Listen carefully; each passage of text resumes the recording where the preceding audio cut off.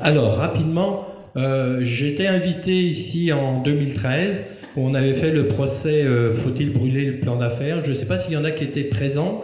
Levez la main juste pour savoir un petit peu. Bon. Est-ce que vous aviez voté faut le tuer ou pas le tuer, brûler ou pas le brûler? Vous aviez voté non, hein, tout le monde m'avait crucifié. Mais comme Copernic, comme j'aime dire, il a été excommunié pendant 400 ans parce qu'il avait osé dire en 1534 c'est le soleil, c'est pas le soleil qui tourne autour de la Terre, mais l'inverse. Et pour le Vatican, c'était hérétique de dire ça, donc ils ont mis 400 ans pour annuler le jugement. Il y en a qui sont un peu plus rapides que d'autres et plus lents que d'autres. Alors à l'époque, c'est vrai. Bon, alors aujourd'hui, effectivement, le plan d'affaires, le business plan, comme vous dites en France, et nous au Québec, on appelle ça le plan d'affaires. Pour ceux qui trouvent que j'ai pas trop l'accent québécois, ça fait plus d'un demi-siècle que j'habite au Québec. Donc mon cerveau est complètement nord-américain, même si je m'exprime en français, ou le peu en français que je peux m'exprimer. Bon.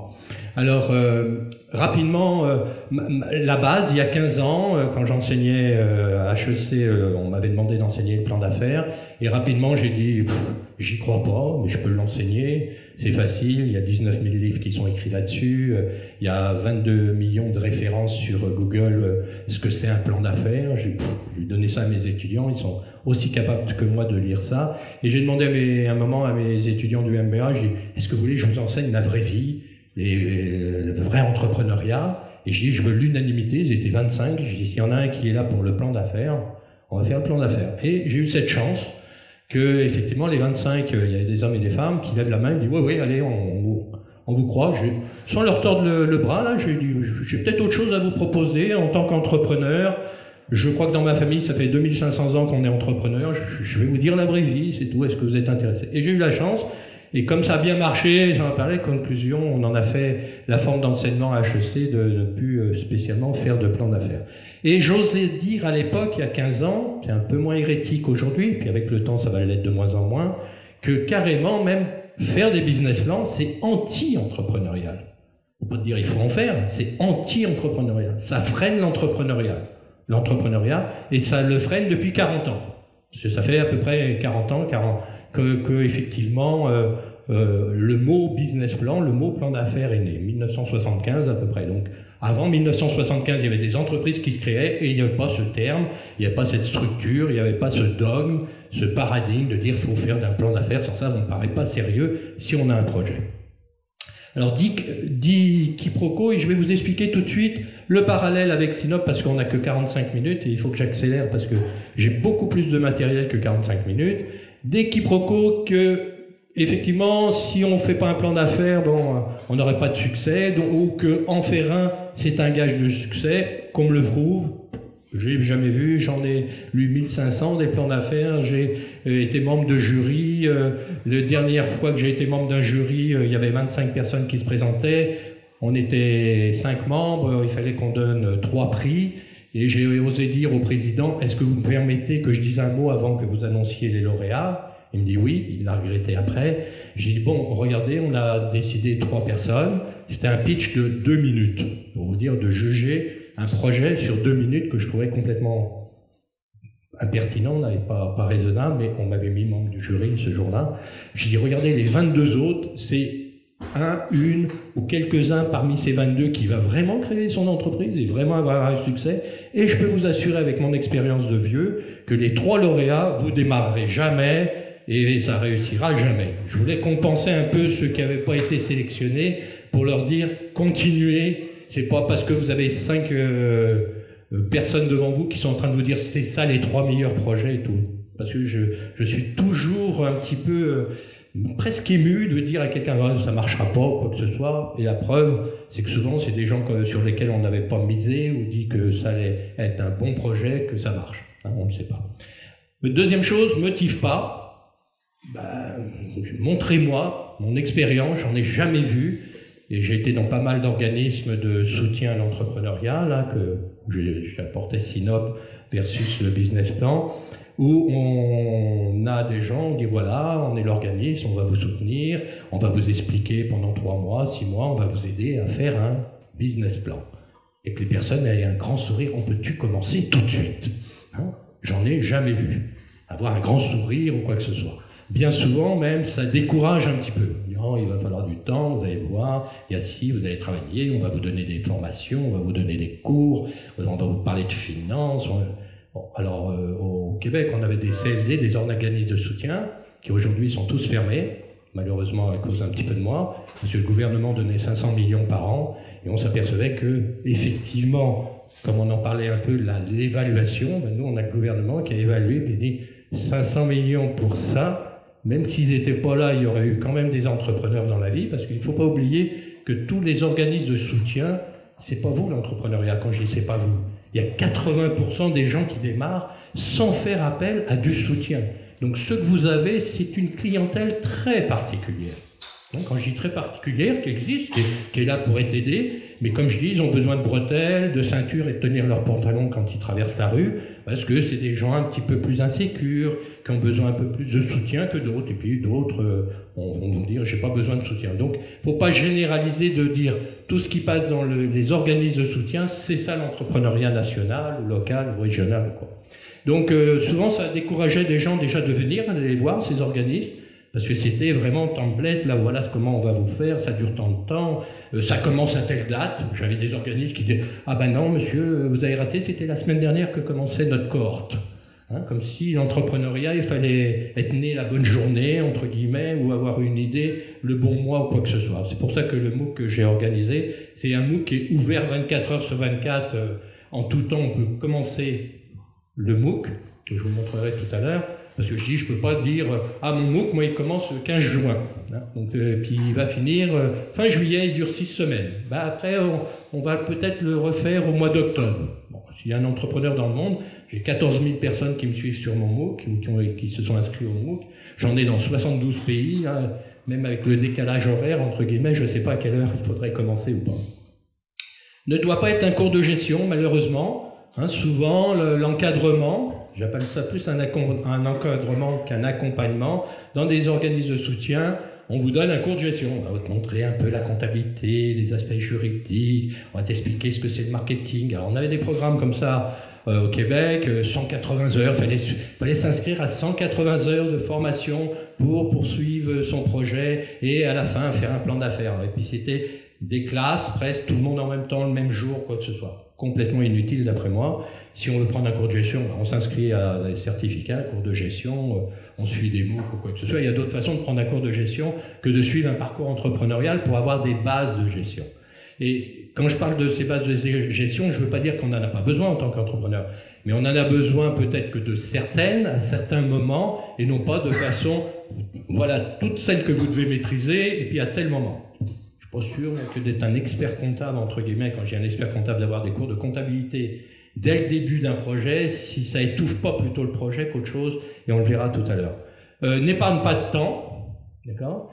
Donc effectivement, il y avait beaucoup d'organismes, là c'était des 3 mois, 6 mois de formation, et comme certains conférenciers le disaient hier un petit peu, vous avez trouvé la solution, mais le problème il a changé de toute façon. Hein. Alors, comme tout change vite, aujourd'hui on vit dans un monde d'incertitude, de changements radicaux, quoi que ce soit, de ce qui se passait, c'est comme en politique, comme on dit, hein, 3 mois en politique, c'est un monde, hein, dans le sens, on maîtrise pas ça. Donc je crois pas que ça épargne du temps, au contraire, surtout avec notre approche, comme je vais vous l'expliquer. Axé sur le comment et non pour le pourquoi. Et quand je parle de pourquoi, imaginez-vous, moi, à chaque fois que je demande un pourquoi à un porteur de projet ou à un de mes étudiants, c'est 4 fois, 5 fois. Même à un moment, ils comprennent plus pourquoi. Oui, mais pourquoi ça? Alors, on me donne une réponse. Mais pourquoi cette réponse?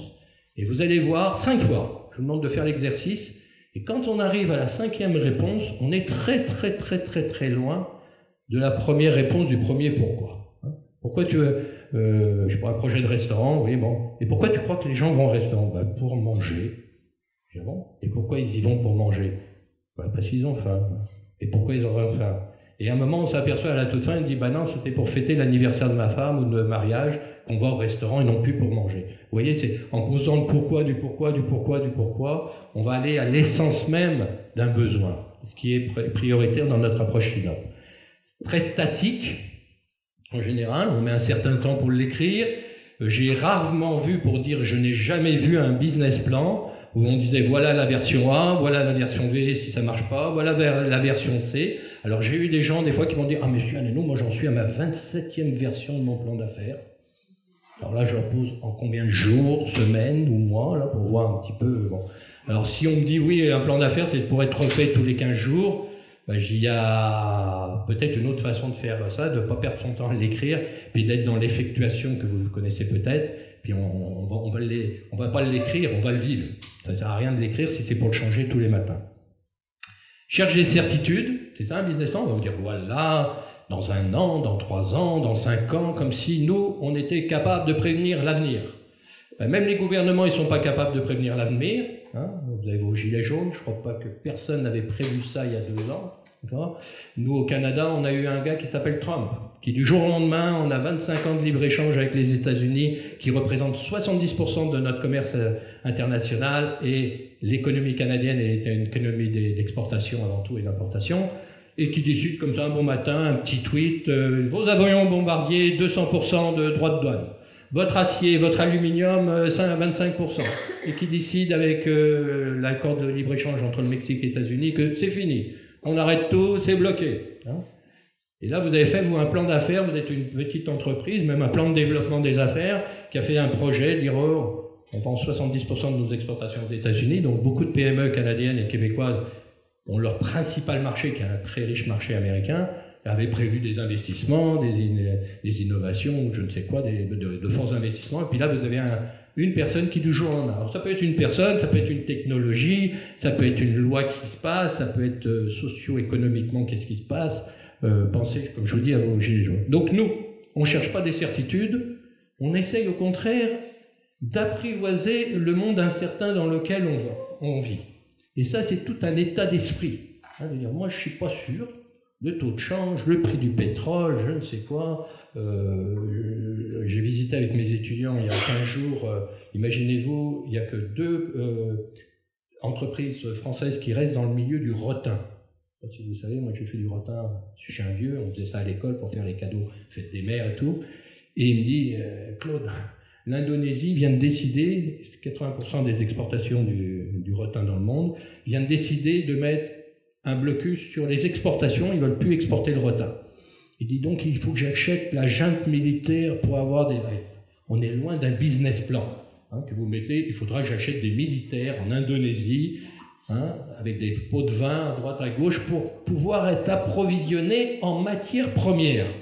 Hein, lui c'est fondamental, c'est sa matière première. J'ai rarement vu de plan d'affaires là, mais lui c'est sa réalité au jour le jour, il a fallu qu'il s'adapte. Obsession des aspects financiers, donc juste un chiffre, 222, tout le monde connaît 222, dans les aspects financiers, vous avez jamais entendu parler de ça. Alors ceux qui ont déjà vu des plans d'affaires, prenez votre dernier plan d'affaires, business plan que vous avez eu entre les mains, et vous allez appliquer 222 dans le sens que c'est universel, tous les dirigeants, tous ceux qui ont démarré m'ont dit, c'est vrai, pour pas dire 333. Alors 222 c'est quoi? Le porteur de projet avait prévu de faire X montant de revenus la première année, ou peu importe, il fera la moitié, d'accord? Il avait prévu de faire X montant de dépenses, il fera 2 fois plus. Et il avait prévu de faire ces chiffres-là dans 1 an ou 2 ans, ce sera 2 fois plus. Ça fait qu'il n'y a plus un plan d'affaires qui tient la route. Il n'y a plus un business plan, vous prenez n'importe... Et n'importe qui a démarré, effectivement, il vous dit, va me rechercher tes chiffres. Il va vous dire, c'est 222 minimum. Donc là, vous avez pu... Alors, quand je prenais un plan d'affaires, je faisais tout de suite 222. Donc tout le monde était en déficit, naturellement, et je dis, es-tu capable maintenant de vivre en déficit? As-tu d'autres ressources? Comment tu vas effectivement t'en sortir d'être dans le trou? Montre-moi, c'est ça qui m'intéresse, c'est pas tes chiffres qui m'intéressent. Tu m'as mis ceux-là. Alors une fois, j'ai eu un étudiant brillant qui me dit, j'ai mis 2 fois plus de revenus parce que je savais que vous alliez me diviser ça par 2. J'ai dit que ça me coûterait 2 fois moins cher parce que vous allez... J'ai dit, oui, mais ça, c'est pas la vraie vie. Ça, tu me mets ça sur un bout de papier, la vraie vie, on peut pas vendre 2 fois plus cher et puis que nos matières premières nous coûtent 2 fois moins cher. Nous, qui sommes-nous pour avoir la matière première 2 fois moins? Donc ça, c'est les aspects, l'obsession dans les business plans de ce fameux aspects financiers qui sont en plus projetés sur 5 ans. Le G20, tous les pays du G20 sont incapables, pourtant ces pays-là existent depuis des centaines d'années, ont des économistes, des financiers, des comptables, des trucs, sont incapables de nous faire un budget équilibré chaque année. Quand je dis un budget, de prévoir effectivement le déficit qu'on va y avoir. Allez voir Macron, là, il y a un an, il n'a pas prévu le déficit qu'il y aurait pour l'année en France. Je présume pas. Et quand je dis il n'arrive pas à faire ce calcul, c'est en se trompant entre 20 et 25%. Alors des fois, il y a des surprises où on fait des surplus qu'on n'avait pas prévus, ou des fois... Alors même des gouvernements, des organismes comme ça qui sont équipés, c'est un historique, c'est pas quelque chose qui démarre, sont incapables. Donc comment un porteur de projet peut faire des prévisions budgétaires pour 1 an, 2 ans, 5 ans? Le seul élément, moi, que j'utilise avec notre approche SYNOP, quand on me présente éventuellement certains chiffres, quel est le point mort? Combien il va falloir que tu vendes d'unités pour ne pas faire ni de profit, ni de perte? Et quand je dis ça, c'est la variable du point mort, donc du break-even point, du point mort, du seuil de rentabilité. C'est tu as des coûts fixes et des coûts variables. Et comme je dis, si tu arrives à démarrer sans avoir de coûts fixes, tu n'as plus de problème. Tu ne vendras rien. Bon, tu m'as mangé du spaghetti tous les soirs pendant 1 an, c'est pas grave, mais tu vas tenir. Par contre, si tu as des coûts fixes tellement démesurés et que tu as fait des prévisions que tu allais faire ces ventes-là et que tu ne les feras pas, là tu meurs. Alors je dis, essaye de couper le maximum de coûts fixes, si c'est possible. Et là, tu vas pouvoir effectivement... Alors c'est ça, si tu dois vendre 3 unités dans l'année, comme il y a les gens, familles recomposées, je dis, tu as bien 4-5 grands-mères, 4-5 grands-pères, donc tu trouveras toujours à leur vendre au moins 1 unité, et si tu vas en vendre 3, tu as ton voisin, ça va. Tu vas tenir la première année. S'appuie sur le passé. Bien souvent, tous les businessmen, on fait des études de marché, le passé, où sont les concurrents, tout ça, moi, ne m'intéresse pas, d'accord? Pour projeter dans le futur, voilà ce que ça sera. Et on ne vit pas le présent. Le présent, quotidiennement, chaque matin, de s'adapter à la situation. J'avais prévu, vous êtes allé comme moi hier soir au Clos, là, il faisait un peu frisquet. Ils n'avaient pas dû prévoir qu'il ferait, ça n'a sûrement pas été le même charme que s'il avait fait une belle température, un beau petit soleil. Ça change complètement. Bon. Moi, je dis, je ne vais pas revenir avec ma femme spécialement là, où j'ai une mauvaise... Je ne sais pas que je ne veux pas critiquer les organisateurs, c'était une question de température, mais je n'en garde pas une image mirobolante, alors que visiter une ville sous le soleil, c'est pas du tout pareil que sous la pluie, ça change tout votre projet ou quoi. Donc au jour le jour, il faut s'adapter et tout. Écrit versus narratif, nous sommes un pays d'émigration, d'accord, au Canada, donc les gens ne maîtrisent ni le français ni l'anglais, même nous on parle français. La langue n'est pas aussi importante pour ça, on essaye de communiquer nous, de la façon qu'on peut. Donc on est une forte communauté italienne, donc on parle souvent aussi avec les mains, mais on a des gens qui viennent du monde entier, et bien souvent ces gens-là ne sont pas capables d'écrire un texte. On en parlait tout à l'heure un petit peu avec Jérémy, là, c'est pas évident, il y a des gens qui ne maîtrisent pas un vocabulaire élaboré, des choses comme ça, donc pour exprimer leur projet, c'est plus difficile. Par contre, ils sont capables peut-être de le faire sous la forme narrative, de l'expliquer comme une histoire, un parcours. Et je vous conseille, même si vous l'avez choisi déjà, votre prochain atelier, là, la suite au niveau de l'autobiographie raisonnée, qui est effectivement, c'est ça, c'est très important, c'est qui je suis. Et n'importe qui peut expliquer son histoire de vie, plus ou moins avec éloquence ou pas. Alors, 2013, voilà, je vous résume un petit peu ce que j'avais plaidé et que, effectivement, avec le temps, ça a évolué. Et, heureusement ou malheureusement, est arrivé le Business Model Canva. Donc, qui sait parmi vous qui utilisait ça, le Business Model Canva? Tout le monde? Je vais dans le monde entier, j'ai version arabe et tout, là, c'est dans le monde entier. En sanskrit, en n'importe quoi, là, c'est universel. On vient de découvrir, là, l'élément en entrepreneuriat. Et j'ai eu la chance, nous, Yves Pigneur était dans les premiers déplacements qu'il a fait ça à HEC Montréal, donc on a été dans les premiers à être sensibilisés avec lui, et même il est professeur associé pour nous, là, on l'a capturé un petit peu, il nous a expliqué ça, on a fait les premières conférences, il les a faites un petit peu au Québec et à HEC, et à un moment je lui ai expliqué, je lui ai dit, tu sais, ton histoire de segmentation là, du client, là, pas ça c'est le besoin en fait.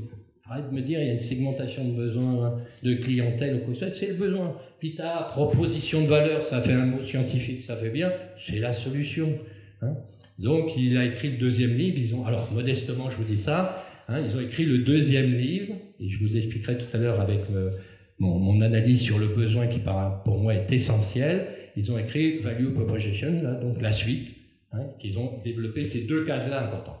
Alors, c'est pas que je suis contre le BMC, je vais vous expliquer comment je l'utilise. Mais malheureusement, les gens sont passés du business plan au BMC. Là, c'est plus facile, c'est plus 25 pages, c'est juste 9 cases à remplir, et puis que ça soit en adéquation. D'accord ? Tout le monde a trouvé le nirvana avec cette formule du business model Canva, et même Pigneur reconnaît qu'il est mal utilisé. Vous savez, c'est un peu comme la pyramide de Maslow, vous avez entendu ça, tout le monde, hein, si je vous dis Maslow, pyramide, Maslow n'a jamais écrit sur les pyramides. Quand j'y suis arrivé, il n'a jamais conceptualisé. C'est des gens qui ont interprété son livre, ils disent, c'est une pyramide. Et puis si le premier niveau de besoin n'est pas satisfait, on ne peut pas passer au deuxième. Allez voir des gens qui sont médecins sans frontières, qui vont dans des pays où il y a la guerre, et assis, ils peuvent mourir, là, c'est sûrement pour autre chose. Leur premier niveau de besoin n'est pas son.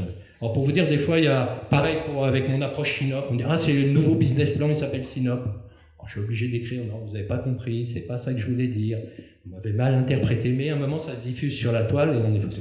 Alors, attention au BMC, ne doit pas remplacer le business plan. Hein. Si vous dites, ça y est, ça c'est plus facile, c'est plus convivial pour nos porteurs de projets, c'est plus sympa, c'est plus simple. Je vais vous dire pourquoi il a été enseigné le business plan. Parce que c'est simple.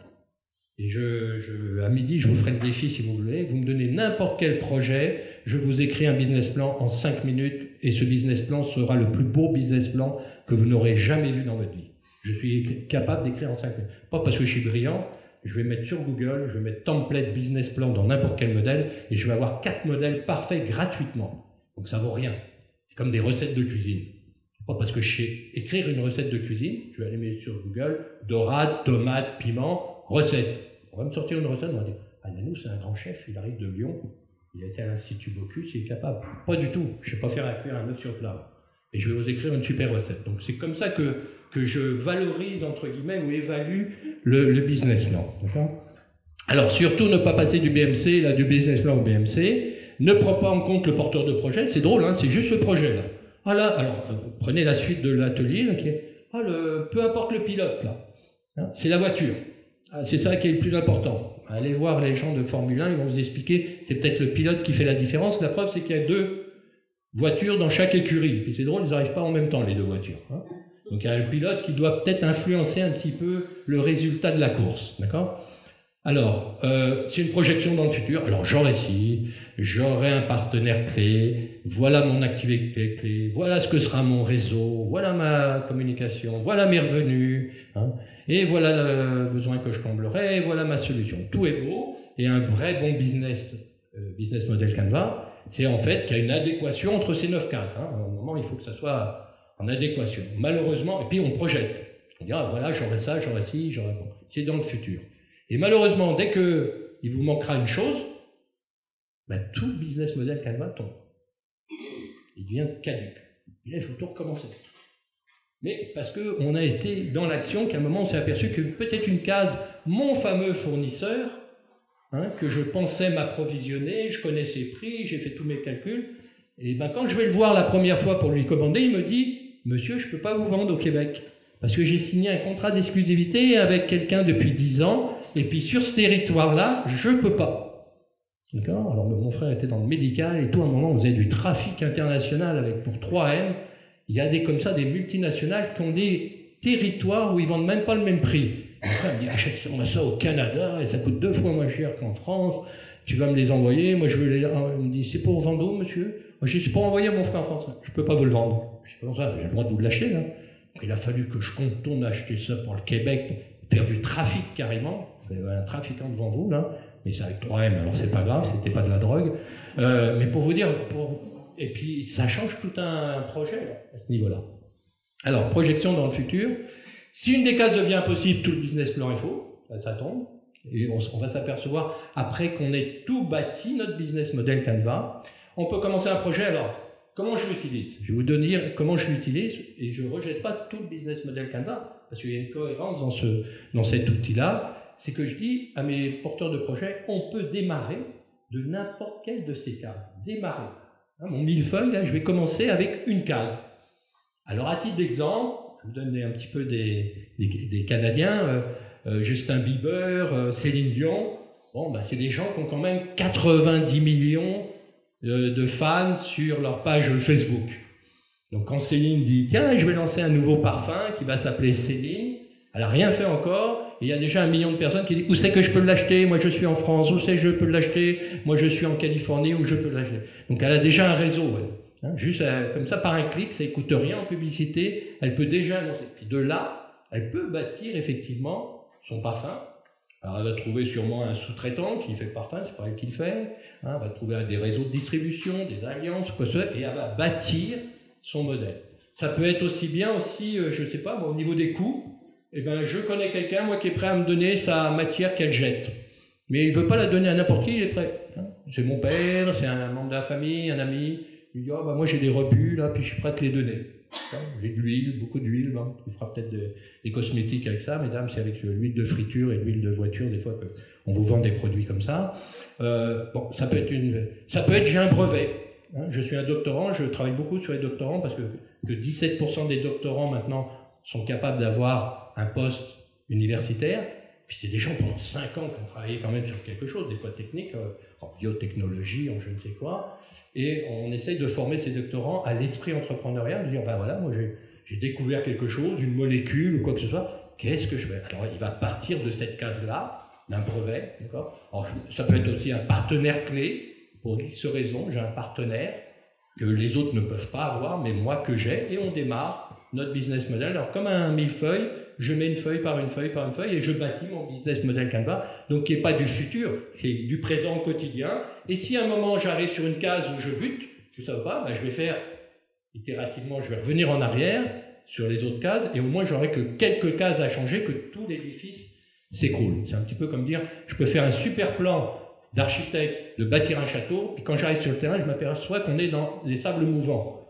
Il va falloir que je pense peut-être faire du pilotis, mais si j'avais déjà été sur le terrain, j'aurais bâti tout de suite peut-être quelque chose sur pilotis, et un château sur pilotis, c'est peut-être pas faisable. Alors je vais peut-être pas avoir le château comme finalité, et je vais faire peut-être quelque chose sur pilotis qui aura aussi de la valeur. Alors à chaque étape, on valide, et un tien vaut mieux que deux, tu l'auras. Donc dans mon business model Canva, pour moi, à chaque fois que je remplis une case, c'est je l'ai mon partenaire, je l'ai mon brevet, je l'ai mon réseau de distribution, je sais comment je vais communiquer parce que j'ai le moyen de cette communication-là. Petit exemple avec Céline Dion qui a ses dizaines de millions de fans qui la suivent. Bon. Alors l'approche Sinop a évolué un petit peu depuis 2013 aussi parce que on est dans l'effectuation, on avance, on l'applique, on la propage. Grâce aux mots que je suis invité un petit peu à droite, à gauche, et dans des pays où encore il y avait le business plan comme un dogme, alors là j'arrive comme l'hérétique, et comme on m'invite, je dis ils sont prêts à écouter une nouvelle religion, entre guillemets, une nouvelle façon de voir les choses. Mais l'autre fois j'étais dans une maison d'entrepreneuriat à Biskra en Algérie, où on m'invite, et je sentais que la directrice, là, c'était le recteur qui m'avait invité et tout, mais elle me dit, mais ça fait 10 ans qu'on fait le business plan, tu viens de nous, alors c'est pas bon? Je dis oui, c'est pas bon. Bon, alors, il a fallu que je l'invite le midi, qu'on mange ensemble pour un petit peu retrouver une relation amicale, tout du moins, parce que c'est vrai que c'est frustrant que quelqu'un qui vient vous dire, non, ce que vous faites depuis 10 ans, c'est anti-entrepreneurial. Et j'ose dire ça pour faire le choc un petit peu électrique ou je ne sais quoi. Alors, on parle souvent d'accompagnement, là, on a parlé d'accompagnement, mais moi, ce que je constate, c'est pas toujours que de l'accompagnement comme je le conçois. C'est plutôt de l'encadrement dans tous les organismes, et comme je sais plus parce que c'est la deuxième fois que je répète les choses, au Québec, on avait 122 CLD, des centres locaux de développement, et qui étaient des organismes de soutien, qui aujourd'hui sont tous fermés. Pourquoi? Parce que le gouvernement mettait 500 millions de dollars au Québec, 8 millions d'habitants, donc ça serait, mettons, 5 milliards d'euros, 3 milliards et demi d'euros à l'échelle nationale française, et à un moment, ils ont évalué les résultats, et puis ils ont dit, de toute façon, il y a toujours eu des entrepreneurs, comme je vous l'ai dit, il y a 80% des entrepreneurs qui passent pas par ces organismes. Est-ce que ça mérite en proportion gardée, là, 3 milliards et demi en France qu'on dépense pour stimuler soi-disant l'endroit? Conclusion, ils ont fermé. Ils ont tout fermé d'un coup. C'est une panique un petit peu, parce qu'il y a des employés là-dedans, ils ont tout fermé d'un coup. C'est notre système un peu nord-américain où on prend des décisions radicales. Et bien souvent, c'était de l'encadrement. Je vous disais, il fallait suivre 180, les cohortes commençaient à tel ce mois, tel semestre, ou je ne sais quoi. C'est formaté. Il fallait que l'entrepreneur rentre dans un format, dans un modèle, dans un canevas. Or, pour moi, comme j'aime dire à mes porteurs de projet ou mes étudiants, chaque porteur de projet est unique. tant que vous êtes unique physiquement, que votre projet il est unique, parce qu'il va être dirigé par vous. La voiture, c'est pas important, on peut avoir tous la même voiture, mais comment je vais la conduire, c'est ça qui va faire toute la différence. Donc de plus en plus de vraiment être dans l'accompagnement, et comment je conçois cet accompagnement, c'est vraiment sur mesure. De pas dire vous allez suivre un cours de droit, hein, juridique. Je sais qu'en France vous êtes très porté là-dessus. Je suis avocat à Montréal, comme je dis, je pense ça le plus important dans la vie. Mais en France, soi-disant, là, on m'explique tous les systèmes et tout. Il faut qu'on initie notre porteur de projet à ça. C'est pas ça qui est. Ça décourage un petit peu d'après moi. Alors, c'est comme une nouvelle pédagogie. Hein. C'est vraiment le mot pédagogue, là, celui qui accompagnait, là. Je marche à ta vitesse, je te donne la main, hein, puis je suis là accompagnant, dans le sens à côté de toi, pas pour t'étirer, pas pour te dire c'est moi qui ai tracé le chemin, voilà le chemin qu'il faut que tu prennes, voilà quand est-ce que tu dois t'arrêter, accélérer ou quoi que ce soit, je t'accompagne. Et c'est vrai que ça demande du travail, et avec ce que Jérémy va vous présenter après pour ceux qui vont suivre, c'est ce côté de biographie personnelle. C'est très très personnel l'entrepreneuriat. Pour quelles raisons? Je ne sais pas si vous avez vu Radouane hier quand il nous disait, là, il pose la première question, mais pourquoi tu entreprends? Je m'en fous de ce que tu veux entreprendre. Pourquoi? Et on ne le travaille pas assez.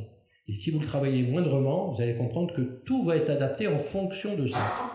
Ça ne va pas être la structure qui va... C'est pas l'entrepreneur à se modeler à la structure, c'est l'inverse. C'est nous à nous adapter à cette personne.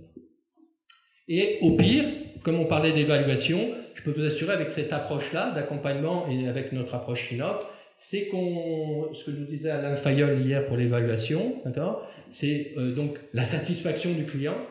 Alors je ne vous dis pas que tous mes porteurs de projet ou tous mes étudiants vont des fois démarrer, mais au moins s'ils ne démarrent pas, ils ont été satisfaits du parcours qu'on a fait ensemble. Ça leur a apporté quelque chose, ça les a épanouis. L'inverse du plan d'affaires, il y en a, j'en pouvais plus. Comme faire un doctorat pendant 5 ans, il y en a un moment qui lâche, il dit j'en peux plus.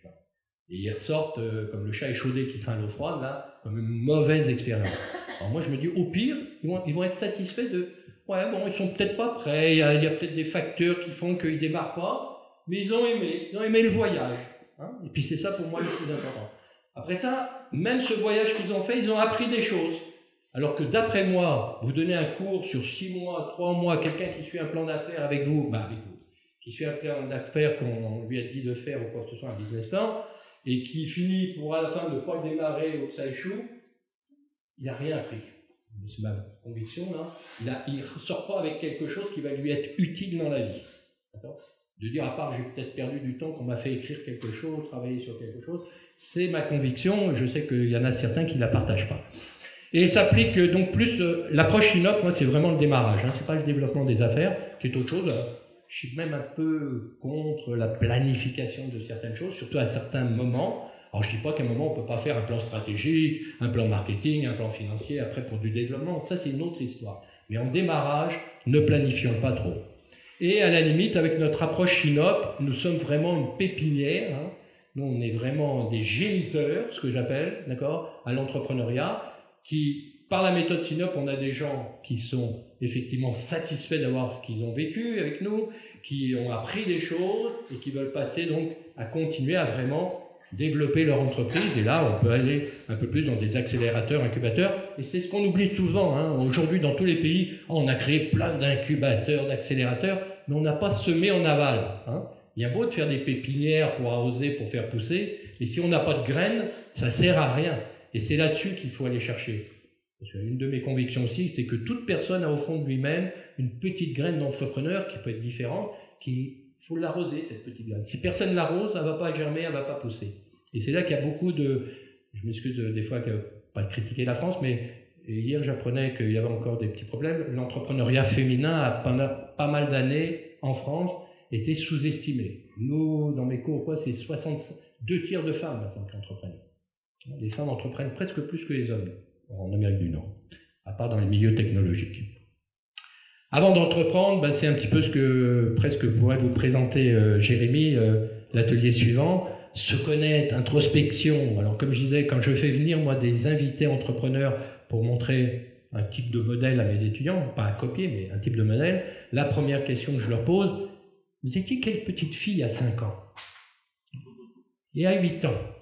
Et bien souvent, tous ces entrepreneurs, nous, j'ai l'habitude de faire des témoignages pour mon parcours entrepreneurial, on m'a jamais posé cette question.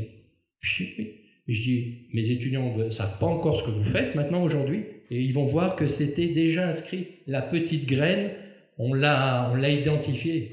Vous êtes un rosier, là, bon, c'est sûr, après vous êtes devenu un rosier, mais la graine de rosier versus une graine d'un autre truc, ça reste une graine, mais c'était quoi le gène qui était là? Et bien souvent, c'est très, très, très révélateur. Oui, mon père était diplomate, on voyageait, la personne allait dans l'international 9 fois sur 10. Hein, c'est déjà tracé. Donc c'est là que c'est important d'aller chercher toute cette information chez votre porteur de projet, et non pas, mon voisin il a une belle Ferrari, je vais avoir la même chose que lui, donc je vais créer la même entreprise. Ça mène pas très loin. Donc les buts personnels, créés avec ce qu'on a et qui on est. Malheureusement, là, il me faudra ci, il me faudra ça, il me faudra de l'argent et tout. Bien souvent, comme je dis, les gens qui arrivent avec trop de choses, c'est pas bon non plus. Les gens qui arrivent avec trop de choses, c'est pas bon non plus. Hein, ils ont de l'argent, ils ont des contacts et tout, et bien souvent, ils sont trop dans de la ouate, comme je dis. D'être privé pas mal de choses, on est plus créatif, on fait attention à son argent, on est plus engagé, on est plus combatif ou quoi que ce soit. Donc des fois, d'avoir peu, c'est les meilleurs porteurs de projets ou les meilleurs entrepreneurs qu'on prend. Et entreprendre, c'est s'engager avant tout. Alors on a un Canadien qui vient de verser 40 millions de dollars à l'université de l'Utah là qui était son alma mater, et il est sur 6 mois pour accompagner les gens. Et il fait signer des étudiants et pas porteurs de projet, parce que c'est des gens qui n'ont même pas de projet. Il dit, moi, pendant 6 mois, vous me donnez 14 heures par jour pendant 6 jours par semaine d'engagement. Est-ce que vous êtes prêt à signer ça? Je dis pas qu'il faut toujours travailler 14 heures toute sa vie, mais au départ, être prêt à avoir une certaine résistance, parce que d'après lui, j'abonde un petit peu dans sa pensée, d'accord, c'est exigeant, ça demande des heures. Alors, c'est pas de dire, le jour où je devrais faire le marathon, je vais le faire. C'est pas vrai, ça. Hein, si vous n'êtes pas entraîné un petit peu. Donc, c'est ce côté engagé. C'est ma priorité, je veux. Et vous allez comprendre que c'est bien de l'introspection, là. Je veux vraiment m'engager. Pas, comme on nous a dit un petit peu hier, vous savez, avec les pépites. Ouais, moi, j'ai mon master de HEC.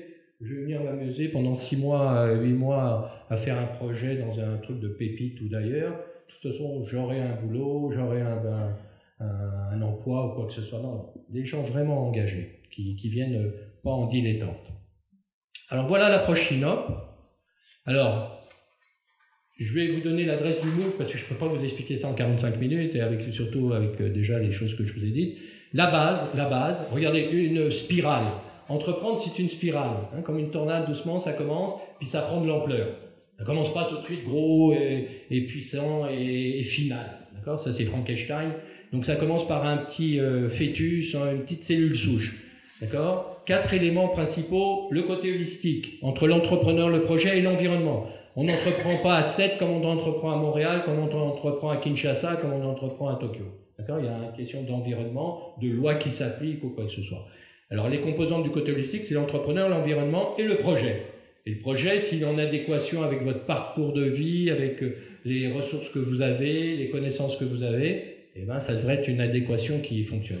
Côté heuristique d'un projet entrepreneurial, c'est on fait, vous aurez tout le PowerPoint, on va vous le diffuser, ce sera accessible. Le côté heuristique, c'est effectivement, on va un petit peu à l'inconnu, d'accord, à la découverte, Eureka. Hein, heuristique, la racine c'est Eureka. Et bien souvent, on nous a appris tout petit, vous savez, il faut réfléchir, décider et passer à l'action. Dans ma vie, je me suis aperçu que quand je réfléchis trop, je ne passe plus à l'action. Parce que c'est apeurant, ça fait peur, c'est bon. Alors, au lieu de le faire d'une façon linéaire, le RDA, réflexion, décision, action, nous on le fait de façon circulaire, c'est qu'à un moment, effectivement, on passe à l'action sans avoir réfléchi, mais des petites actions. Puis on va voir, c'est plus facile que je pensais. Pas eu besoin de réfléchir avant. C'est plus dur que je pensais, donc là je peux réfléchir. Donc c'est pas que je suis contre la réflexion, c'est que je suis contre ce côté linéaire qu'on doit toujours réfléchir avant de prendre une décision et de passer à l'action. Alors des fois on peut décider, passer à l'action, réfléchir, donc vous voyez c'est circulaire, et puis ça va s'auto-alimenter. Et si vous commencez avec des petites actions, c'est pas si grave. Et ici, le côté itératif, de prévenir vos entrepreneurs, vos porteurs de projets, à un moment, il faudra que tu fasses marche arrière. À un moment, tu te seras trompé de chemin. Et la mentalité et l'esprit humain n'aiment pas reconnaître qu'on s'est trompé. Ça coûte cher de faire marche arrière. Ça m'arrive des fois avec mon GPS. J'arrive, c'est un cul-de-sac qui m'a mal orienté. Je dis, oh, je dis à ma femme, tu vois, ça vaut rien ces GPS, je préférais avec une carte à une époque. Une fois, ça m'est arrivé à Montréal, j'étais perdu dans le bois. Puis je suivais, tournais à droite, et puis à un moment, c'était un petit chemin, je dis, il y a un truc, il y a un problème là, c'est pas de l'autoroute là où je suis. Et je me suis perdu carrément dans un bois pendant 1 heure. Alors, faire marche arrière, c'est pas évident, et il va y avoir des marches arrière à faire. Et la dissonance cognitive de l'être humain n'aime pas trop ça. Et le côté synchronicité, ça c'est le côté intelligent de l'être humain, d'accord ? C'est de mettre des choses en adéquation, de cause à effet, alors qu'au départ, il n'y a pas de cause à effet. Je vais me donner cet exemple, c'est un petit peu quand on regarde la voûte céleste, on dit « Ah, c'est la grande ours, la petite ours ». Il n'y a personne qui a placé les étoiles. C'est l'être humain qui a décidé d'agencer les étoiles et puis de dire bah, ça c'est la petite ours, ça c'est Canopée, ça c'est Pollux, Castor, je sais pas quoi là, tout ce qu'on voit dans le ciel. Bon, c'est la conception humaine. Quand Airbnb ont pensé leur concept, tout existait pour une invention technologique. Et des gens veulent voyager, ils veulent dormir quelque part. Il y a des gens peut-être qui sont prêts. Bon, moi je suis pas prêt à donner ma maison à n'importe qui, ma fille oui, mais à un moment, ils ont fait un concept, c'est comme l'ubérisation ou quoi que ce soit de beaucoup de métiers aujourd'hui, c'est une conception intellectuelle de dire les ingrédients sont là et je les agence différemment. Et c'est ça un peu la synchronicité. Alors, là je vous fais l'histoire courte parce que on part d'une intuition au début avec une reconnaissance du besoin. Pour moi, tout projet est un besoin. Alors, on va le voir tout de suite. Le besoin est la base de tout projet. Pour moi, on ne crée pas de besoin. Vous allez me dire si, on a créé le besoin du iPhone, c'est ça. Non, le iPhone, on ne vous a pas créé un besoin. C'est une solution nouvelle. L'homme des cavernes voulait communiquer. L'homme des cavernes voulait avoir de l'information. Alors j'ai une petite vidéo que vous pourrez voir des Maasai en Tanzanie, d'accord, qui eux utilisent un tout petit portable pour pouvoir communiquer où sont les meilleurs pâturages, parce que c'est des bergers, ils partent à la brousse, là. Pour communiquer avec leurs 3 femmes qui sont au village, donc ils ont pas mal de besoins. Pour communiquer avec un médecin, parce que le premier médecin il est à 50 km qui va venir, donc c'est pour ça qu'ils sont forts en course, ils devaient courir. Mon petit vient de se faire piquer, il faut que je cours. Leur moyen de locomotion, c'est la course. Alors aujourd'hui, ils appellent le médecin qui vient en mobilette, et c'est un peu plus rapide ou quoi que ce soit. De connaître le prix du marché du bœuf ou de la brebis sur le marché central. Ça, c'est important pour eux. Alors qu'avant, le trader les arnaquait un peu. Ils étaient dans la brousse. Et il y a le trader qui venait acheter, le grossiste qui venait acheter leur bétail. Donc maintenant, ils ont pris, comme moi, j'ai la cote boursière tout de suite de IBM, combien est coté hier soir à Montréal ou à New York, je l'ai. Donc eux, ils ont ça. Donc effectivement, on n'a pas créé le besoin de ces gens-là d'avoir quelque chose de technique comme ça. Ils l'ont toujours eu, mais ils n'avaient pas la solution. Donc ne pas confondre nouvelle solution avec dire créer besoin. Alors, madame, j'ai compris que vous aviez un iPhone. Vous pouvez... Non ?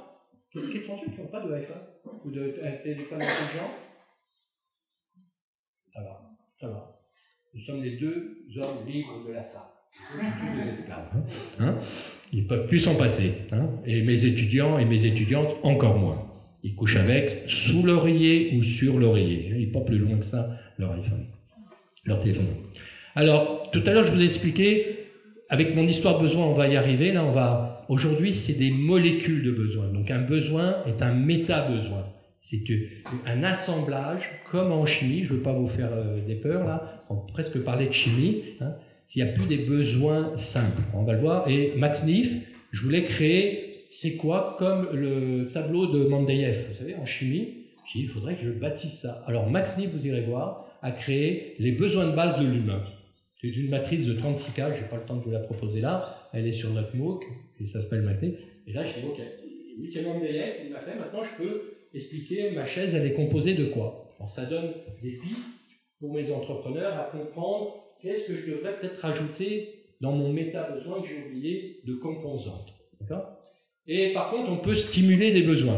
Alors, c'est sûr qu'on peut stimuler. On ne peut pas le créer chez la personne, mais on peut essayer de stimuler un besoin qu'elle a par rapport à un autre pour pouvoir lui vendre peut-être notre produit, notre service ou ce qu'on a à lui vendre. Alors, je sais que je passais parce que ça va être trop long. Alors, ma fameuse molécule simple, l'homme des cavernes, la femme des cavernes, elle, pour boire de l'eau ou boire de l'eau, regardez aujourd'hui, la moitié de la salle qui a sa bouteille d'eau. madame, est-ce que vous êtes sûre que pendant 45 minutes, vous n'êtes pas capable de vous passer d'eau, hein? C'est devenu, aujourd'hui, mais toutes mes étudiants, on a la bouteille. Je me rendais compte, dans les pays, il n'y en a pas d'eau. Puis nous, on est tellement exigeants qu'on doit avoir notre bouteille là, présente 24 heures sur 24, sans ça, on est en manque d'eau. Puis attendez, dans 45 minutes, il va y avoir une pause, vous aurez le temps d'aller boire. Mais non. Alors la molécule du besoin, elle devait être simple, mais pour l'homme des cavernes, c'était pas facile d'aller combler ce besoin-là. Lui, le besoin était simple, boire, mais c'était pas facile. Après ça s'est complexifié avec le temps, et je vois que c'est l'heure, peut-être. Alors, je vais résumer. J'ai encore dépassé, j'arrive pas. Aujourd'hui, c'est ça les molécules du besoin. D'accord ? Quand vous achetez un t-shirt griffé ou quoi que ce soit, quand vous achetez plutôt un iPhone de marque Apple qu'un Samsung ou quoi que ce soit, c'est pas effectivement pour la convivialité ou quoi que ce soit, c'est pour la marque, des choses comme ça. Alors, je finis avec ça un petit peu, puis après je vais sauter. Aujourd'hui, effectivement, et je travaille beaucoup sur ça avec mes étudiants, identifier toutes les composantes du méta-besoin, de les ordonner dans un sens qualitatif. Quel est le principal élément du méta-besoin, qui est un sous-besoin, donc, qui est le plus important pour votre acheteur, qui va faire la différence. Et effectivement, si vous pouvez combler le C, B, A, E, D, alors quand quelqu'un achète une marque, les gens achètent avant tout la marque. Est-ce qu'il y a des gens qui achètent de l'équitable, des produits équitables, monsieur? Est-ce que vous le payez un peu plus cher, vous êtes d'accord avec moi? Est-ce que le chocolat équitable, il est meilleur que le chocolat qui n'est pas équitable? Pas du tout. Mais vous, c'est votre besoin. Il est bio. Il peut être bio aussi. Non, mais je peux acheter un bio qui n'est pas équitable. Vous me suivez? Donc c'est le côté équitable qui devient l'élément principal de l'achat. Alors ça n'a rien à voir avec le produit en soi. Ça devient accessoire. Mais pour la personne qui, effectivement, veut être équitable, je vais finir, lui, c'est la priorité. Donc ça, c'est le côté qualitatif. Maintenant, équitable, la dernière chose, au niveau quantitatif, quand vous achetez un produit équitable, est-ce que vous faites une grande analyse de, effectivement, si c'est vraiment équitable, combien l'agriculteur a été payé ou quoi? Peut-être pas. Alors, certaines personnes, oui. Donc, c'est quoi le degré qu'on va aller chercher de côté équitable? Et c'est comme ça qu'on va faire notre fameuse molécule du besoin. Ça, vous verrez, c'est quand vous achetez un billet d'avion, voilà, votre cerveau, il travaille sur toutes ces choses-là. D'accord? Beaucoup plus complexe qu'on pense. Avant le voyage, pendant le voyage, après le voyage. Et puis, est-ce que je veux passer en priorité parce que je veux pas attendre de faire la queue ou quoi que ce soit? Est-ce que je vais avoir de la place dans l'avion? Il y a beaucoup d'éléments. Donc, faire un déplacement aujourd'hui en avion est beaucoup plus complexe au niveau du méta-besoin qu'on peut penser. Retour, ça va? Une ou 2 minutes, Jérémy? Non. Alors, retour d'expérience, 80% de mes étudiants ou de mes porteurs de projets que je coach, effectivement, démarrent leur entreprise. Quand je dis démarrent, des fois ils arrêtent aussi, mais au moins, ils ont été géniteurs. Ils ont fait quelque chose. Ils ont vécu une expérience de créer quelque chose, d'une activité. L'autre fois, j'étais en Algérie et tout, et au bout d'une semaine, moi, j'avais des étudiants qui commençaient à me dire « Tiens, nous, on a compris votre truc, on va imprimer des t-shirts avec des slogans, parce que le 7 mars, c'est une manifestation dans toute l'Algérie, et à Sétif où j'étais, pour les femmes, parce que c'était la journée de la femme, on va mettre des slogans pour les femmes et tout. » J'ai dit, vous avez compris. Alors, ils m'ont dit, on va en imprimer 500. J'ai dit, est-ce que vous êtes prêts à perdre 500 si ça se vend pas? C'est ça le degré de sensibilité à la perte. On dit, oui, ça va, mes parents ont peu d'argent, je suis prêt à acheter les 500 t-shirts, on va faire ça. Il y a des copines qui l'ont vendu avec moi, et effectivement, ils ont vendu leurs 500 t-shirts. Et là, ça leur a donné l'esprit de dire, ça y est, j'ai compris ce que c'est d'entreprendre, et maintenant, vous avez des grandes marques, nous, ça s'appelle Lucky Seven, c'est une marque de t-shirts qui change tous les 15 jours de slogan à Montréal. Ils ont un produit comme Zara, là, qui change tous les 15 jours. Ils ont démarré comme ça, un petit peu dans cet esprit-là, mais la jeune fille a d'abord pris la sensibilité à perdre de dire, je suis prêt à perdre 500 t-shirts, je vais les acheter et les faire imprimer, ça marche pas, c'est pas grave, je peux me permettre cette perte, d'accord? Et deuxièmement, de goûter ce que c'est, parce que d'aller vendre ou quoi, je dis, vous êtes prêts? Ça me faisait peur parce que je pensais politiquement, je sais pas quel slogan ils vont mettre, ils mettent à mort goûter le flicat, puis un peu vite qu'il est, je vais perdre des étudiants le lendemain, je sais pas vrai. À l'île de la Réunion, en 3 semaines, je leur fais un salon des entrepreneurs étudiants. Vous pourrez aller voir, salon des entrepreneurs étudiants à la Réunion, le dernier que j'ai fait au mois de novembre, en public. Les étudiants n'avaient rien du tout. Au bout de 3 semaines, ils ont des produits, des échantillons. Ils sont capables de faire un prix, de proposer, de voir des clients. On fait ça carrément sur le marché, on s'installe. Pour vous dire, vous voyez, ce côté très concret. Et tout le monde, au début, a peur de ça quand j'arrive. Et puis, j'ai dit, dans 3 semaines, vous allez être au marché avec un... Moi, c'est juste une idée que j'avais, ils sont plus ou moins engagés. C'est un master 2 qui fonce. Et puis, je dis, non, vous serez sur le terrain. Vous allez avoir des clients potentiels, des gens qui vous achètent. À Montréal, je fais la même chose. Les campus internationaux que je fais, et je vous finis ça avec le cannabis. J'ai un étudiant qui a 5 ans, qui vient de créer il y a quelques mois, qui effectivement m'avait dit, monsieur Nelou, moi je m'ennuie à HEC tout, et puis je sentais qu'il avait une âme d'entrepreneur. Je dis, quitte HEC, vas-y, lance-toi, c'est ça qui... T'as un appel là, vas-y, on va engoncer, là, dans le sens, on va te mettre, on va te fermer on va t'éteindre ta petite flamme, vas-y. Et tenez-vous bien, aujourd'hui, il est parmi les 4 gros producteurs de cannabis au Canada, parce que depuis le 17 octobre, vous pouvez venir fumer chez nous gratuitement, bah pas gratuitement, légalement plutôt, d'accord ? Et c'est vendu par le gouvernement et tout, donc les fournisseurs, donc il est un des fournisseurs légaux, il vaut 150 millions de dollars, il a 40% de sa compagnie, parce qu'il a été chercher des fonds, il a 25 ans, et il m'a écrit, il dit, est-ce que vous voulez que je fasse des présentations dans vos cours ? Je dis, maintenant que c'est légal, oui. Hein, avant, je ne savais même pas qu'il était là-dedans. Et maintenant, au Canada, vous savez, notre hymne national, c'est au Canada, ben, c'est plus au Canada, c'est au cannabis. Hein, donc, changez votre hymne national canadien. Alors, pour vous dire, ça s'applique. Et je finis là-dessus. C'est un vrai pédagogue que vous devez être, un informateur. Hein, c'est ça, vous êtes un accompagneur, puis donner de l'information. Vous connaissez des réseaux, vous êtes une banque d'informations en tant que personne qui encadre et qui accompagne. Et je me permets de vous laisser avec la dernière petite chose. Je ne comprends pas des gens qui sont dans des institutions d'aide à l'entrepreneuriat qui, après 3 ans, vous êtes un carrefour, vous, où plein d'opportunités passent devant vous. Comment se fait-il que vous n'avez pas eu un moment, un projet qui est passé devant vous ? Vous dites, mais c'est moi ça aussi.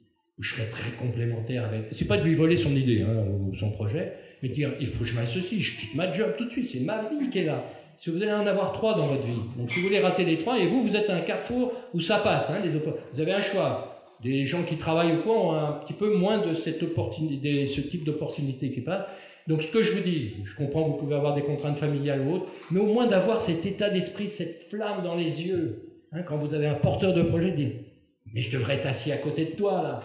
Hein, juste au moins qu'ils ressentent ça de votre part. Et je peux vous assurer, ils vont vous paraître plus crédibles, ils vont vous écouter un peu plus. Alors je sais que ça peut être pour certaines personnes délicat, mais de l'être. On coupe. Voilà.